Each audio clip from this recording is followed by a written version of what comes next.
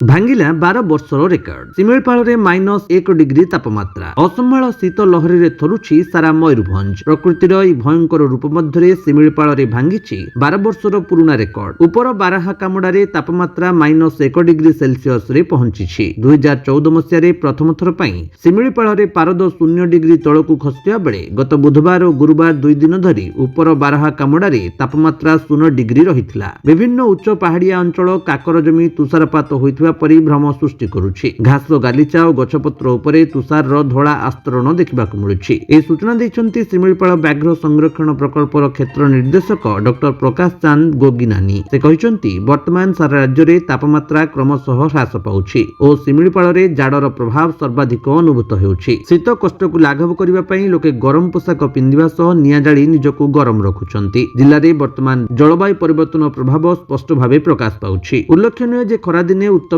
ସହର ଭାବେ ପରିଚିତ ବାରିପଦା ସହର ଏବେ ଶୀତ ଦିନେ ମଧ୍ୟ ତୀବ୍ର ଜାଡର ସମ୍ମୁଖୀନ। ଚଳିତ ବର୍ଷ ପ୍ରାୟ 6 ମାସ ଧରି ଅନବରତ ବର୍ଷା ପରେ ଏବେ ଅସାଧାରଣ ଶୀତ ପରିସ୍ଥିତି ସୃଷ୍ଟି ହୋଇଛି। ରେକର୍ଡ ହୋଇଥିବା ସର୍ବନିମ୍ନ ତାପମାତ୍ରା ଉପର Barahakamuda 1 degree, Chahala 2 degree, Gudugudia 2 degree, Ramtirtha 9 degree, Satkosia 9 degree, Kiajhari 10 degree. ଅନ୍ୟପଟେ ଏହି ଅସହ୍ୟ ଶୀତ ମାହୋଲ ମଧ୍ୟରେ ଶିମିଳିପାଳ ଅଭୟାରଣ୍ୟକୁ ଦେଖିବା ପାଇଁ ଓଡ଼ିଶା ସହ ପଡୋଶୀ ରାଜ୍ୟରୁ ପର୍ଯ୍ୟଟକଙ୍କ ଭିଡ଼ ବଢିଛି। ଶିମିଳିପାଳର ମନମୁଗ୍ଧକର ପ୍ରାକୃତିକ ସୌନ୍ଦର୍ଯ୍ୟ ପର୍ଯ୍ୟଟକଙ୍କୁ ନିଜ ଆଡକୁ ଆକୃଷ୍ଟ କରୁଛି। ମୟୂରଭଞ୍ଜ ଜିଲ୍ଲା 26ଟି ବ୍ଲକ ମଧ୍ୟରୁ ଅଧିକାଂଶ ଅଞ୍ଚଳରେ ସର୍ବନିମ୍ନ ତାପମାତ୍ରା 9 ଡିଗ୍ରୀ ପାଖାପାଖି ରହିଥିବା ସୂଚନା ମିଳିଛି। ମୟୂରଭଞ୍ଜରୁ ଘାସିରାମ ବେହେରାଙ୍କ ରିପୋର୍ଟ, ବିଶ୍ୱ ବିଜୟୀ ନ୍ୟୁଜ ଓଡ଼ିଶା।